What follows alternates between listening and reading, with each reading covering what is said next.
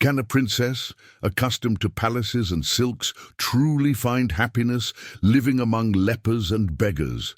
The story of Saint Elizabeth of Hungary reveals to us that authentic love knows no social boundaries and fears no suffering. This young noblewoman, who could have lived surrounded by comforts her entire life, chose a different path to shed it all and embrace Christ in the poorest of the poor. Her life, though brief, was lived with intense purpose, teaching us that holiness doesn't depend on renouncing our status, but on living it with heroic charity. Chapter 1. A Princess Destined for Sainthood. Elizabeth was born in 1207 in the heart of Europe, the daughter of the powerful King Andrew II of Hungary and Queen Gertrude of Andex-Marania. Her lineage was extraordinary. On her mother's side, she descended from the illustrious family of the Counts of Andex-Marania, and she was the niece of St. Hedwig, who would also achieve sainthood. The royal blood that ran through her veins carried with it a legacy of faith and virtue that would profoundly mark her destiny. From her earliest childhood, Elizabeth showed a natural inclination toward prayer and compassion for those in need. In the Hungarian court, surrounded by luxuries and ceremonies, the little princess stood out for her piety and her detachment from material things. Her parents watched with admiration as their daughter, still just a child, distributed her toys among the children of the servants and asked permission to visit the sick in the castle. Divine Providence had prepared a particular path for Elizabeth. At the age of 4, the little girl was promised in marriage to young Louis, son of Landgrave Hermann Thermai of Thuringia and Sophia of Bavaria. This engagement was not merely political. God was weaving the threads of a love story and a story of holiness that would transcend the ages.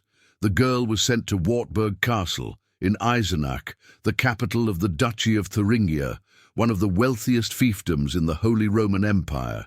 Wartburg Castle stood majestically above the German mountains, and there Elizabeth grew up alongside her future husband. The adaptation was not easy for the little Hungarian princess, who had to learn new customs and a different language. However, her sweet nature and her genuine kindness gradually won the hearts of those around her. The court of Thuringia would soon discover that this girl was no ordinary princess. During her formative years at Wartburg, Elizabeth received a careful education befitting her rank. She learned the noble arts, music, literature, and the skills necessary to govern. But what she truly cultivated in her heart was the love of God and devotion to those most in need. Each day, the young princess dedicated long hours to prayer in the castle chapel, where her soul was forged in intimacy with the Lord, who would soon call her to an extraordinary mission. Chapter 2. The Betrothal That Became True Love. The engagement between Elizabeth and Louis had been arranged when she was only 4 years old, and he was 11. According to the customs of the time, such unions between royal houses were frequent and based more on political reasons than on sentiment. However, the story of these two young nobles would defy all expectations, becoming a testament to the fact that true love can blossom even in arranged marriages when there is virtue and goodwill. As Elizabeth and Louis grew up together at Wartburg Castle, a deep and sincere friendship developed between them. Louis, 7 years older than Elizabeth, protected her with fraternal tenderness and admired the purity of spirit of his betrothed. For her part, Elizabeth found in Louis not only a future husband, but a companion who respected her religious convictions and her desire to serve the poor. This mutual understanding laid the foundation for what would be an exemplary marriage. When Elizabeth reached the appropriate age, the wedding was celebrated with great pomp at Wartburg Castle. The chronicles of the time described the beauty of the young bride, dressed in the finest brocades and jewels that shone like stars. But what truly shone in Elizabeth was the inner grace that radiated from her soul. Louis, looking at his wife on their wedding day, knew that God had granted him an invaluable treasure. The marriage between Elizabeth and Louis was distinguished by an uncommon harmony, contrary to many noble unions of their time, marked by indifference or conflict. These spouses loved each other with genuine passion and mutual respect. They had 3 children, Hermann, Sophia, and Gertrude, whom they raised with dedication and tenderness. Louis supported his wife's charitable works, even when this generated criticism from other members of the court, especially from his mother, the Duchess Sophia, and his younger brothers, Princes Henry and Conrad. The conjugal happiness of Elizabeth and Louis did not go unnoticed. In an era where noble marriages were often cold and distant, these 2 young princes showed the world that it was possible to unite the sacrament of marriage with romantic love and holiness. They were seen walking together through the castle gardens, conversing animatedly. They attended Holy Mass together every morning, and Louis passionately defended his wife's right to practice charity. This earthly love, far from separating them from God, brought them closer to him, for they saw in their union a reflection of divine love. Chapter 3. Queen, Wife, and Mother. Elizabeth's Triple Crown. As Duchess of Thuringia, Elizabeth had responsibilities to fulfill in the administration of the fiefdom and in the representation of her noble house. She participated in official acts, received foreign dignitaries, and oversaw the tasks befitting a lady of her rank. However, she never allowed these obligations to distance her from what she considered her true mission, to serve Christ in the poor. This ability to harmonize her duties as a noble woman with her charitable vocation distinguished her as an exceptional woman.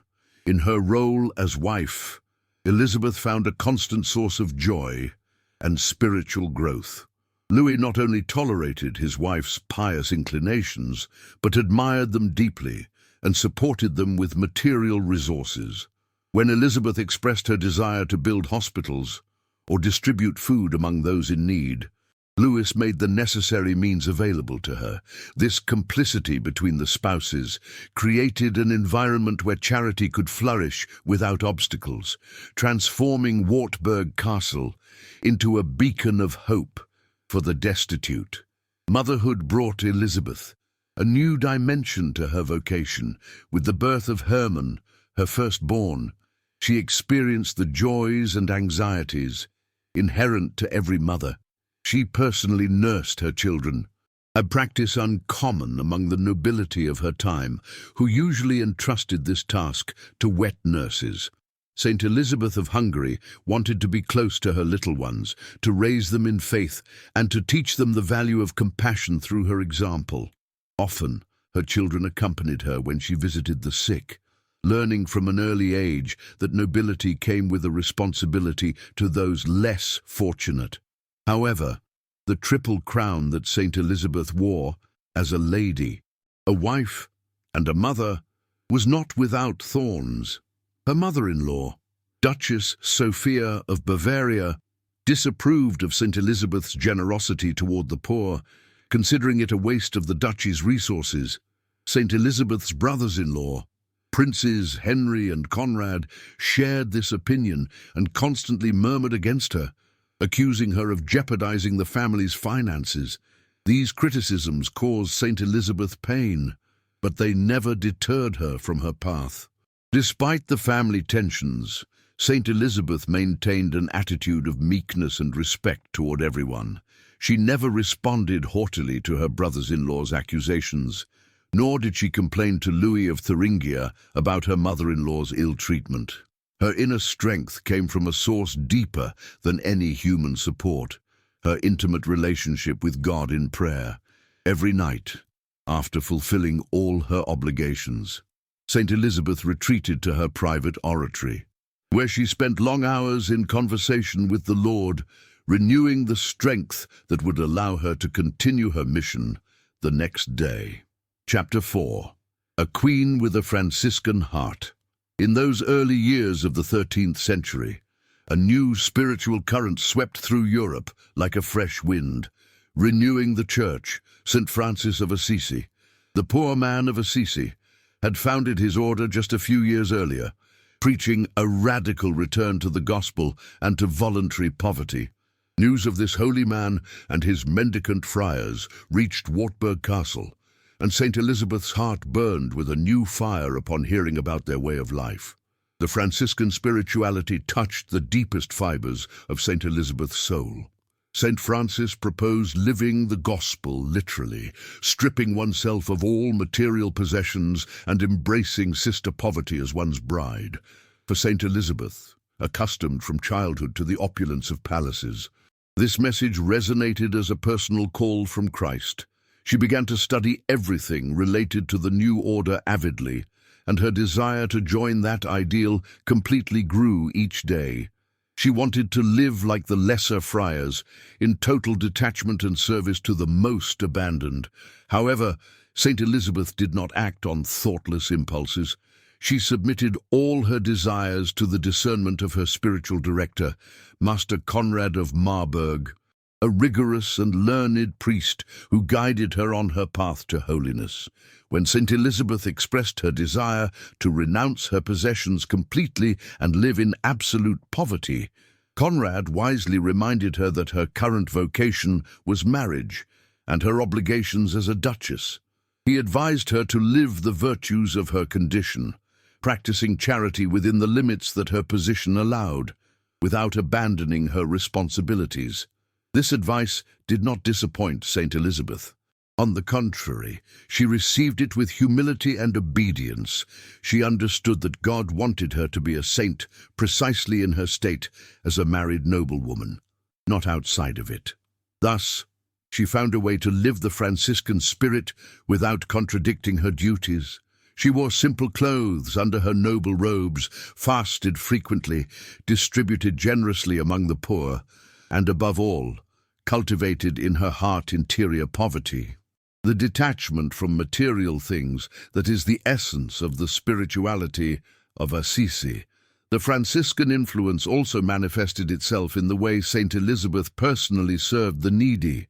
She was not content with sending alms through servants. She herself went down to the hospitals, washed the wounds of the lepers, fed the sick with her own hands, and cleaned their filth without any disgust. In every face disfigured by disease, St. Elizabeth saw the face of the suffering Christ.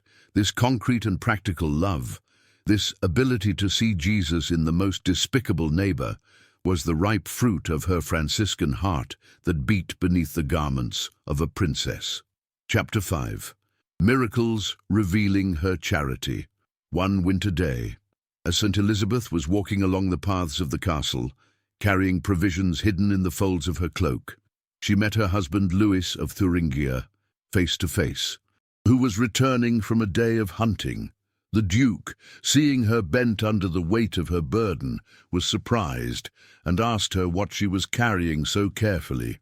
St. Elizabeth, fearing that her husband might prohibit her from continuing her charitable works because of the complaints of his brothers, felt a moment of unease. Louis, with affectionate curiosity, opened the cloak that she pressed against her chest. At that instant, something extraordinary happened that would be etched in both their memories forever. Where there should have been bread, victuals, and food that St. Elizabeth was taking to the poor, beautiful red and white roses appeared in their place, fresh and fragrant, as if they had just been cut from a garden in the middle of spring. It was the dead of winter, a time when no flower can bloom naturally. Louis contemplated the prodigy with astonishment and reverence. Understanding that heaven itself approved of the charitable works of his saintly wife, he took one of those miraculous roses and kept it with him until the end of his days, as testimony of the divine favor that rested upon St. Elizabeth. This miracle deeply strengthened the relationship between the spouses and confirmed before the entire court that God supported St. Elizabeth's works. The nobles who accompanied Louis were impressed by the prodigy. and some fell to their knees, recognizing the sanctity of their duchess. From that day on, Louis not only permitted but actively defended Saint Elizabeth's charitable work against any criticism, becoming her most fervent protector against the murmurings of his mother and brothers. On another occasion, an even more impressive event occurred that revealed the depth of Saint Elizabeth's union with Christ. Duchess Sophia of Bavaria, Louis's mother and a constant critic of her daughter-in-law's charitable activities, discovered one day that Saint Elizabeth had brought a leper to her own matrimonial bed to offer him rest. Scandalized and furious, she ran to inform her son of this act that she considered an intolerable profanation. Louis quickly went up to his chamber, determined to confront his wife for what seemed like a dangerous imprudence. But when Louis opened the door to his bedroom and directed his gaze toward the bed, his eyes beheld a vision that would forever transform his understanding of his wife's ministry. There, upon the bed, lay not a leper covered in sores, but the living image of Christ crucified, with the wounds of the nails in his hands and feet, and the gash in his side laid bare. The Duke fell to his knees, overwhelmed by the grace of that revelation. God himself was showing him that when Saint Elizabeth of Hungary served the most repulsive of the sick, she was serving the Lord Jesus himself. Louis remained prostrate for several minutes, unable to speak or move, contemplating the mystery of Christ's presence in the poorest. When the vision finally faded, he left the room transformed, his face radiant, like one who has witnessed something truly sacred. Never again did he question his wife's actions, understanding that interfering with them would be to oppose Christ himself. This second miracle definitively sealed Louis's unwavering support for Elizabeth's charitable mission. These miracles were not mere wonders meant to astonish onlookers. They were divine signs, confirming the authenticity of Elizabeth's heroic charity. Heaven itself endorsed her work, displaying through visible prodigies the invisible reality she already beheld with the eyes of faith. Where others saw only impoverished individuals, deserving of pity or even scorn, Elizabeth saw Christ himself. The miracles of the roses and the vision of the crucified merely manifested externally what she already lived internally. These events strengthened Louis's support for his wife even further. The Duke, who already admired and respected Saint Elizabeth of Hungary's charitable works, now defended them with even greater conviction. Against the criticisms of his family, he understood that his wife was not simply a pious woman, but one chosen by God, whose mission he must protect and facilitate. Thus, the marriage of Elizabeth and Louis became increasingly a holy partnership, where both spouses collaborated, each according to their God-given grace, in extending the kingdom of God among the poor and needy of Thuringia. Chapter 6. The Dark Night of Widowhood. In the year 1227, Emperor Frederick II called for a new crusade to reclaim the Holy Lands. Louis, as a nobleman of the Holy Roman Empire and a devout Christian, felt the call to join this sacred endeavor. The decision to depart for the Holy Land was not easy for him, as it meant separating from his beloved wife, Saint Elizabeth of Hungary, who was pregnant once again.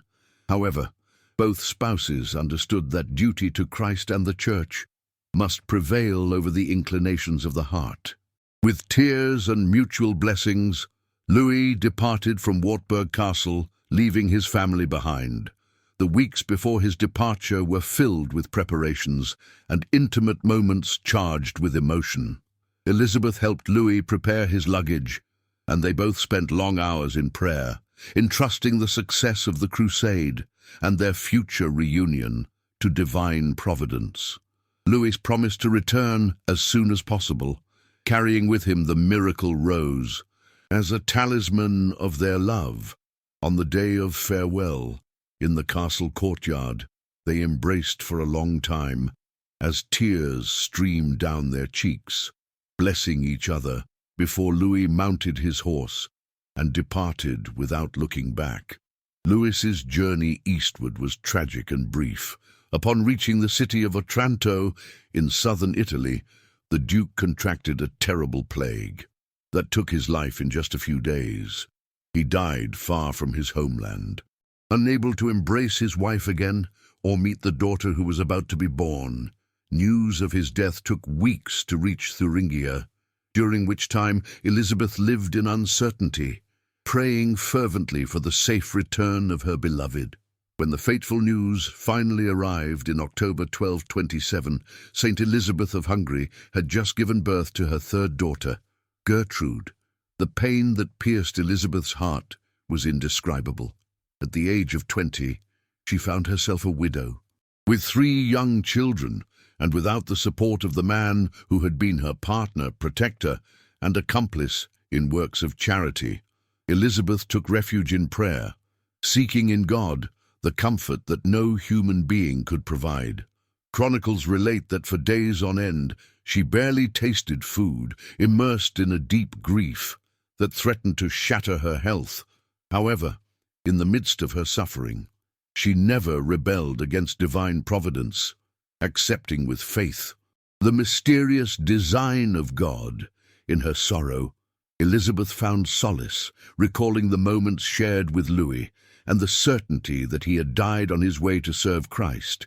This conviction that her beloved husband was now in the presence of God gave her strength to continue. She embraced the miracle rose that Louis had returned to her as the last relic of their earthly love, and prayed for the eternal rest of his soul, trusting that they would meet again in heavenly glory. But Elizabeth's trial had only just begun.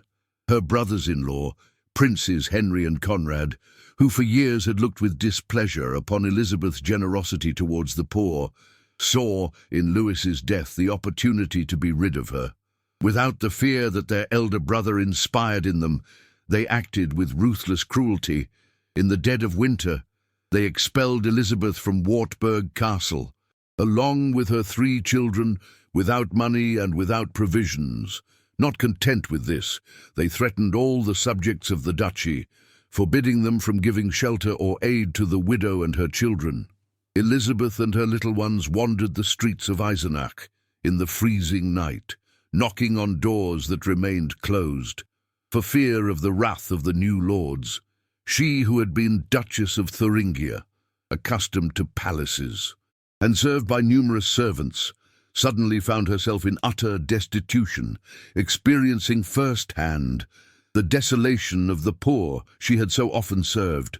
Finally, she found refuge in a filthy stable, where she spent that first terrible night, embracing her children to give them warmth, while tears rolled silently down her cheeks.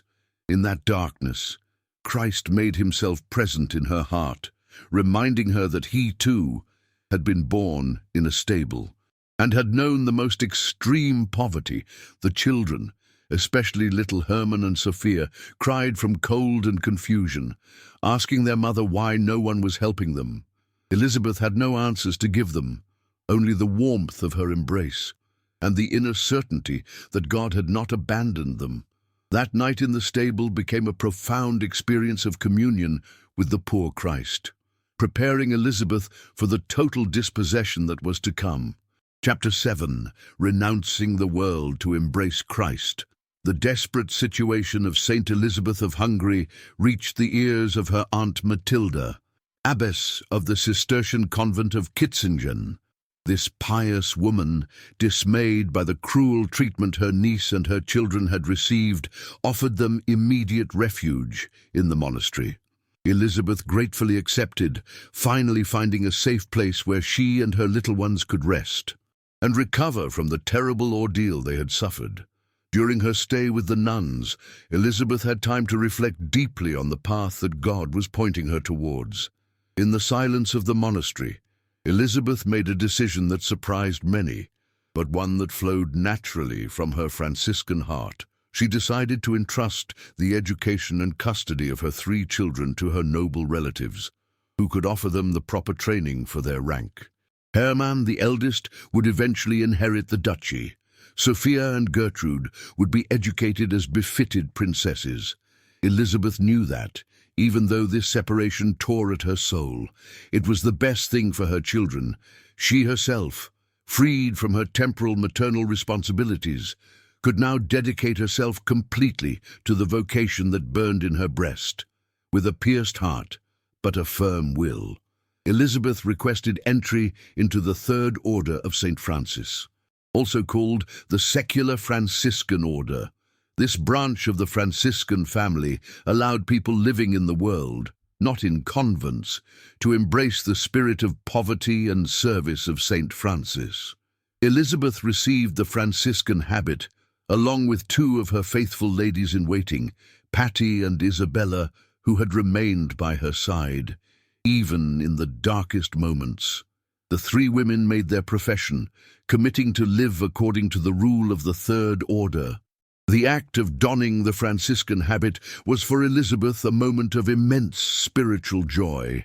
Finally, she could live openly the ideal that for years she had kept in her heart, while fulfilling her duties as Duchess. Now, stripped of her noble titles, her riches, and her marital status, she felt truly free to be what she had always desired, a humble servant of Christ in the poorest. The world had rejected her, but she, in turn, voluntarily renounced the world to fully embrace the cross of her Lord. Shortly after Elizabeth's entry into the Third Order, events took an unexpected turn. Master Conrad of Marburg, Elizabeth's spiritual director, along with the knights who had accompanied Louis on the crusade, bravely confronted Princes Hank and Karl. They harshly reproached them for the cruelty with which they had treated the widow of their own brother and her innocent nephews. Ashamed by these righteous words, and fearing the discontent of the nobles of the duchy, the princes begged Elizabeth's forgiveness and offered to restore her goods and properties. However, Elizabeth, who had already found her true treasure, accepted only what was necessary to build a hospital in the city of Marburg, where she could serve the sickest and poorest directly. Chapter 8. The Hospital, Temple of Mercy, with the resources she recovered from her dowry and inheritance. Elizabeth undertook the construction of a hospital in the city of Marburg, dedicating it to St. Francis of Assisi, the saint who so inspired her life. This would not be a common hospital where nobles made donations but kept their distance. It would be a place where Elizabeth herself would live and work side by side with the sick and dying. The building was erected quickly, thanks to the generosity of many benefactors who admired the holiness of the young widow. When the hospital opened its doors, Elizabeth established her permanent residence there. She was not content to be the founder or patron of the establishment. She herself became nurse, servant, and comforter of all who came seeking relief. Her spiritual director, Master Conrad of Marburg, had imposed a rigorous and austere discipline on her that sometimes seemed excessive. Conrad was a man of great holiness, but also of extreme severity, who subjected Elizabeth to very harsh mortifications and penances. Some of Elizabeth's friends had to intervene to get the confessor to soften his treatment, worried about the saint's health.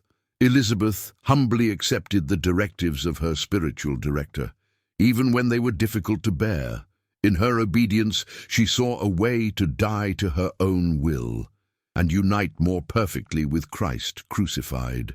However, this obedience was neither blind nor passive. Elizabeth lived it with intelligence and inner freedom, knowing that in the end she only had to answer to God. In the hospital, she found her true mission: to serve Christ in the wounded bodies and suffering souls of the most abandoned in society. The services that Elizabeth provided in the hospital were the most humble and ungrateful. She personally washed the sick covered in filth, healed their festering wounds, fed them with her own hands when they were too weak to do so alone, and cleaned their excrement without the slightest gesture of repugnance. She especially cared for lepers, those social outcasts that everyone avoided with horror. For Elizabeth, each of these human beings disfigured by disease was Christ himself who visited her and offered her the opportunity to love him concretely. But Elizabeth not only attended to the physical needs of her patients, she also cared for their souls. She spoke to them of God with simple and loving words, taught them to offer their sufferings in union with the passion of Christ, and prepared the dying for the encounter with their Creator. Many men and women who had lived far from the faith found in Elizabeth the merciful face of God and were reconciled with him before dying. The Marburg Hospital thus became a place where not only bodies were healed, but also souls. A true temple of divine mercy, incarnated in the hands of a princess who had chosen to be a servant. Chapter 9. Heavenly Manifestations. During the last years of her life in Marburg, Elizabeth's holiness manifested itself in an extraordinary way through mystical phenomena that astonished those who witnessed them. Her fame for holiness spread throughout the mountains of Germany, and pilgrims from distant places came to see her and receive her blessing. However, Elizabeth remained humble and simple, attributing any virtue she might have solely to the grace of God.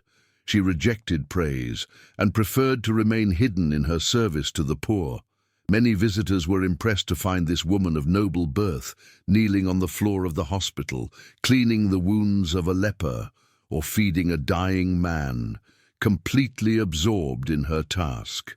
Her humility contrasted dramatically with the tales of prodigies that surrounded her, which further convinced people of her authentic holiness.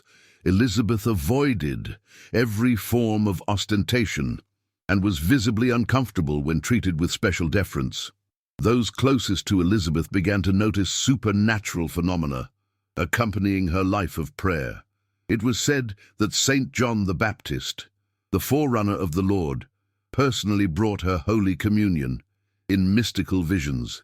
At other times, witnesses claimed that Jesus Christ himself and the Blessed Virgin Mary appeared to console her in her sufferings and strengthen her mission.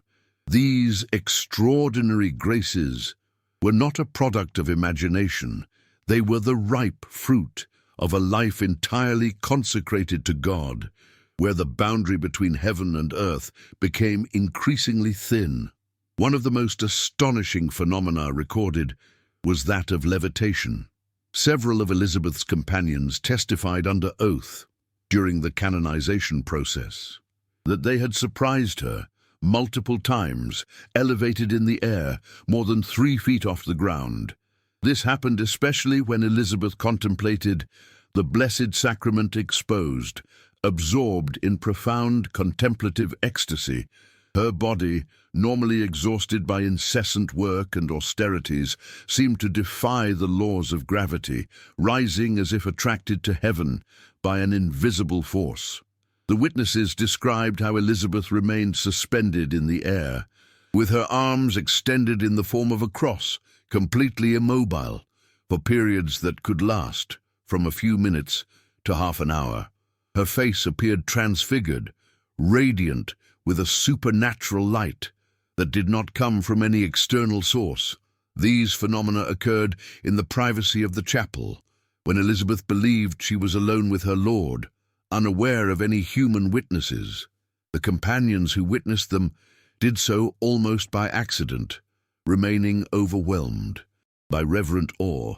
These ecstasies revealed the intensity of Elizabeth's union with God. During those moments, her soul was immersed in the contemplation of divine realities, with such depth that her body remained as if suspended, oblivious to itself. Those who observed her at those times described her face as transfigured, radiant with a light that was not of this world. Elizabeth remained immobile, her eyes fixed on the tabernacle or on the consecrated host. Completely oblivious to everything around her, it was as if her soul had been temporarily released from the bonds of flesh to taste in advance the celestial glory. On one memorable occasion, someone asked Elizabeth what she wished to do with the inheritance that still belonged to her and that she could have claimed at any time. Her answer was as simple as it was profound. My inheritance is Jesus Christ. With these words, Elizabeth summed up her entire life and all her aspiration. She did not covet earthly riches, worldly honors, or fleeting comforts. Her only treasure, her only true possession, was Christ himself. In him, she had placed all her love, all her hope, and all her joy. The celestial manifestations that God allowed in her life were only a small taste of the eternal inheritance that awaited her in heaven. This declaration about her inheritance became a kind of spiritual testament that Elizabeth left to those who knew her. When she uttered these words, her companions understood that they were before an authentic saint who had discovered the only treasure worth possessing. Elizabeth had renounced a duchy, immense riches, comforts and honors, but she had won Christ, and in him she had won everything. This profound understanding of the true value of things would be the most powerful message she would leave to future generations. Chapter 10. The death of a young saint, Elizabeth, lived in Marburg, completely dedicated to the service of the sick and poor, working tirelessly despite her delicate health. The mortifications imposed by her spiritual director, added to the physical exhaustion of constant service to the most needy, were progressively weakening her body. However, her spirit remained radiant, and her charity inexhaustible. Each day that passed, Elizabeth seemed to consume herself in the fire of divine love, like a candle that melts while illuminating those around her. Those who knew her noticed how her body became increasingly fragile, while her face acquired an almost transparent luminosity. Elizabeth barely slept because, after attending to the sick during the day, she spent the nights in prayer or visiting the dying who needed company in their last hours. Her companions begged her to rest more, but she responded sweetly that she would soon have all eternity to rest. This total and unreserved surrender was rapidly consuming the strength of her young body. In the year 1231, when Elizabeth was only 24 years old, her body finally succumbed to exhaustion. A serious illness confined her to bed, and those who assisted her understood that her departure from this world was near. Far from lamenting or fearing, Elizabeth received the news of her approaching death with peace and joy. She had lived intensely every day of her short existence, and now she longed for the definitive encounter with her beloved, that Christ, whom she had served in the poor, and for whom she had left everything. During her last days, Elizabeth summoned her companions and addressed words of encouragement and gratitude to them. She asked them to continue the work of charity in the hospital, reminding them that serving the poor was serving Christ himself. She received the last sacraments with profound devotion, receiving communion for the last time with the Lord, who had been the center of her entire life. Her face, emaciated by suffering and illness, shone with a supernatural serenity that moved all those present. In her last conversations, Elizabeth spoke tenderly of her 3 children, entrusting them to the protection of the Virgin Mary and begging God to guide them on the path of holiness. She also mentioned her beloved husband Louis, expressing her longing to meet him again in heaven. She publicly forgave her brothers-in-law, who had expelled her from the castle, asking God for mercy for them. This ability to forgive and love until her last breath testified to the depth of her transformation in Christ. On the night of November 17th, 1231, while the bells of Marburg were ringing for vespers, Elizabeth breathed her last. Her death was as peaceful as her life had been turbulent. The women who accompanied her in that supreme moment later related that an extraordinary light filled the room at the moment of her death, and a celestial perfume flooded the air, Elizabeth's soul had flown to heaven, where her beloved husband Louis and all the saints were waiting to welcome her to eternal glory. The news of St. Elizabeth's death spread like wildfire throughout Germany and beyond. The people who had loved her so dearly in life flocked to pay their last respects to her body. Elizabeth was laid to rest with great honor in the very church of the hospital she herself had founded. From that moment on, her tomb became a place of pilgrimage, where countless miracles began to occur through her intercession. The sick regained their health, the blind could see, the paralyzed walked, and sinners were converted just by touching her tomb. Heaven itself confirmed what the earth already knew. Saint Elizabeth of Hungary was a true saint of God. Testimonies of miracles multiplied day after day. One mother brought her dying child and laid him upon Elizabeth's tomb. The boy rose up, completely healed. A man who had lost the use of his legs walked again after praying before her sepulchre.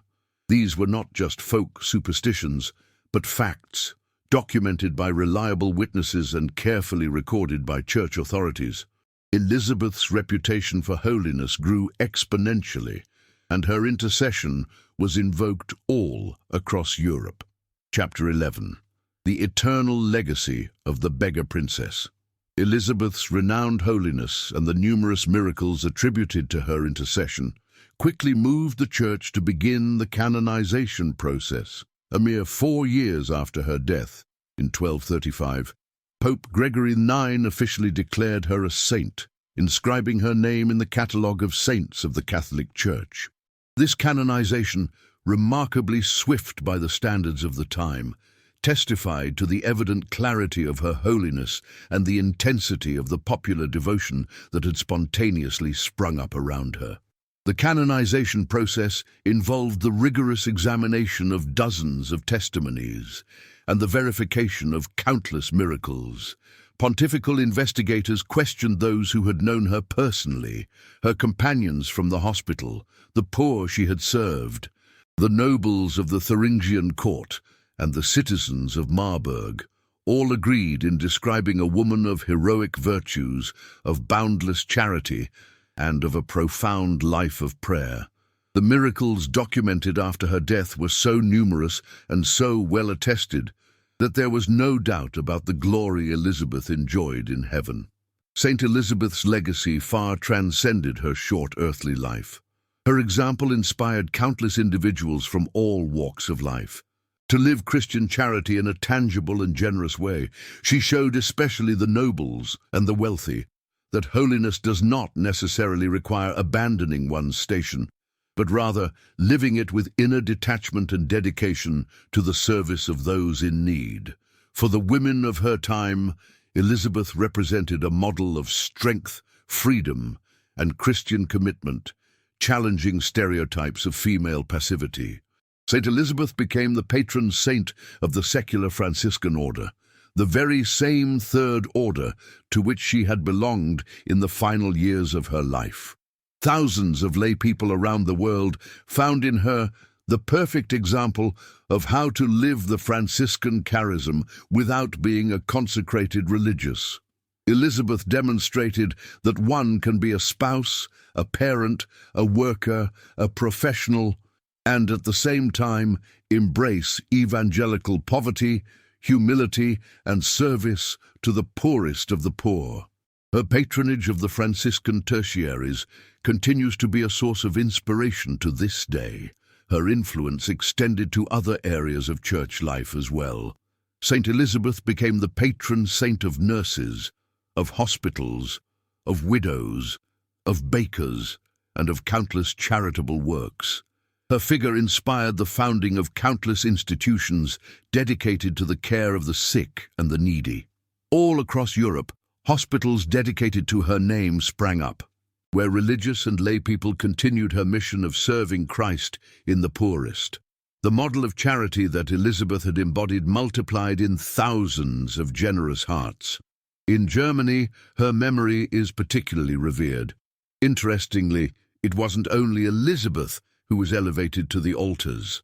Her husband, Louis IV, and her daughter Gertrude are also honored as saints or blessed figures in the Germanic tradition. This holy family testifies that the vocation to marriage and family can be an authentic path toward the most heroic holiness. Wartburg Castle, where Elizabeth lived as a duchess, became an important place of pilgrimage, preserving relics and memories of the saintly princess to this day.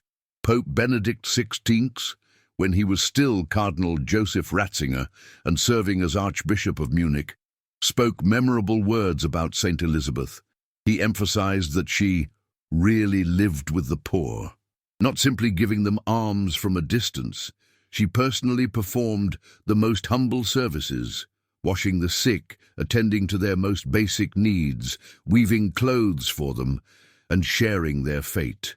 In the last years of her life, she sustained herself solely by the work of her own hands.